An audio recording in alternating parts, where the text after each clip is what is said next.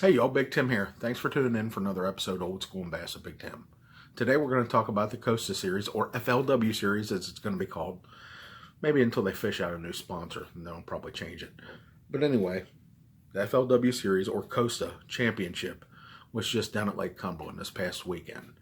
And now the details have shaken out, so we kind of know who did what, how they caught them, and where. So most of the top guys were keying on smallmouth. So I want to put an asterisk right here. The asterisk is the fact that for this tournament, they were allowed a 15-inch size limit on smallmouth. You know, if you fish Lake Cumberland, you know that the everyday limit on smallmouth is 18 inches. And that makes a huge, huge difference. Like for me, if I'm fishing a tournament down there, I rarely will I go for smallmouth until I've got a limit in the boat from largemouth.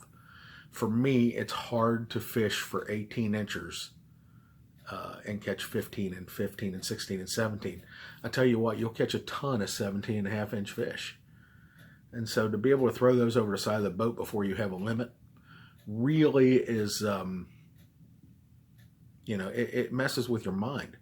And really and truly, you're fishing for kickers right off the bat. You know, kickers being your big fish of your bag.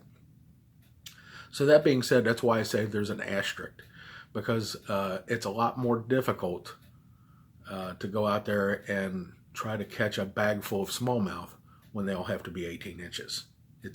It's a difficult task mentally. Now, I know a lot of the guys that live on the lake, they can do that because they have the confidence and know where those 18 inches are all the time. But for somebody like me that gets down there, 3 or 4, maybe if I'm lucky, 5, 6 times a year, it's a difficult task. I'm going to go fishing for largemouth and spots, and then afterwards I'll go looking for some big kicker smallmouth. So that changes your game plan. It really does. So that's why I say there's an asterisk.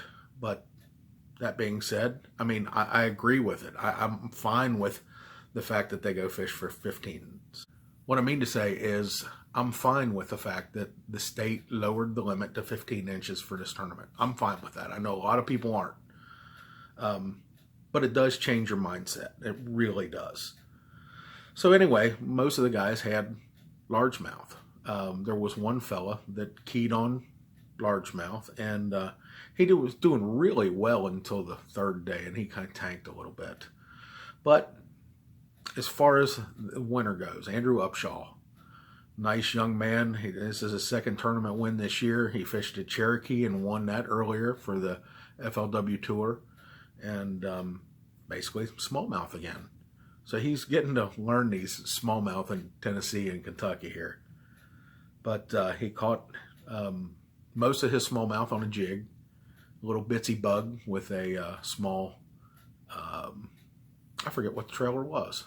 Sorry, I can't remember. But you can look up all the details on FLW.com. They'll show you pictures and everything else. And that's what I like to look at. Andrew Upshaw was also fishing channel swing banks, basically between Conley Bottoms and Beaver Creek, which that's a long way. There's a lot of channel swings there. But he had about 8 of them that were working for him. He said he had to work really hard to find those 30 and 40 yard stretches that the fish were keying on. The first day when it was rainy and miserable, he caught his fish between 5 and 6 feet deep. And then as the tournament progressed and sunny skies came out, he had to go a little bit deeper. The final day, I think it said he caught his fish from 14 to 16 feet. But like I said, most of them on a jig, a few on a Ned rig. And so second place fella, I can't remember his name, but he had also a nice bag of smallmouth. Now, if I'm not mistaken, I remember reading an article about the guy that finished in second place, that he's from Texas, and he didn't actually get on the lake until the first day of the tournament. Not a single day of practice. And he just came up here, put the trolling motor down, and started cranking. And that's what the guy does. He was throwing variations of Storm Wigglewort. He had Wigglewort. He had Lucky Strikes knockoff version. I think it's called the American Classic. and one other lure. I can't remember the name, but it looked very similar. By the way, again, you can look at all the lures at flw.com.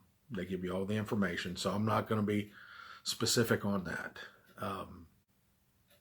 So it was a real interesting tournament in the fact that smallmouth dominated. And again, due to that 15-inch limit. I think if they had to weigh like normal everyday people do when they go to Cumberland, I think you would have seen smaller weights for one. And secondly, I think you would have saw more largemouth and Kentuckys. I mean, there were some Kentuckys that came into play, but I think that's what you would have saw. So after the tournament was all over, I read and saw all the pictures and everything else. Joey and I had the day off. It just so happened I had Monday off. I'm starting to get Mondays off more often instead of Tuesday, but it's a mix, either Monday or Tuesday. And I happened to call Joey on Saturday to tell him that I had some time off to maybe make a Cumberland trip. And he said, well, I'm off Monday. I said, well, I am too. Let's go. So we went down to Cumberland and we fished. We didn't do so great. We caught a few fish. You're going to see that later on. I'm going to save that for wintertime when we just want to actually think about fishing. Plus, there's a ton of editing I have to do there. But, we did have a good time. You could tell that those fish had been beat up by the Costa series. Those guys have been there practicing all week. And the fish were really acting strangely. At one point, I had a fish that felt like it was just nudging my bait with its nose and mouth closed and just pushing it toward me. It was really the strangest feeling. And I was throwing a Ned rig. Everybody says, bring a Ned rig. Well, I took a Ned rig, and I hate spinning equipment, but I did it. I used it. And the only fish I caught were maybe 8 inches long, small fish. We got a few keepers on jig once we put the Ned rig down. And I got one on top water and a baby brush hog. Go figure, right? So, but like I said, you'll see that episode coming up later in the winter. I also want to change gears now and say thank you to everybody out there that has subscribed to the channel. We've got 200 subscribers now, which is huge for me. I would have never dreamed that back when I started this in February, that I'd have 200 people that would subscribe to my channel and just want to talk about fishing, think about fishing. We're also really close to 10,000 views. So that really is even more amazing. You guys have actually watched my videos almost 10,000 times. That's incredible. So I hope you're enjoying what I'm doing. I get positive feedback a lot, and it means a lot because sometimes I'm like, am I wasting my time? Is anybody listening? I think sometimes that I'm like Sheldon Cooper with Fun with Flags. I'm doing something. I mean, I enjoy doing it, but does anybody enjoy watching it? And so the positive feedback I get is awesome. I really love it. And thank you guys. I hope to do better things for you. You're going to see some different content coming up in the winter. I've got a new idea about something that I was a little concerned about. Somebody mentioned to me about my trophies that were in the garage. And I was going to talk about those trophies and how I won those tournaments. And Laura and I talked about it, and she said, that's kind of boastful and self-serving and whatnot. And I got to thinking about it, and the way I plan on doing this is the fact that almost every one of those trophies out there has a story behind it. And the stories are, to me, the most interesting part. Sure, I caught fish. Sure, I won. Sure, I used baits. And we'll talk about that too.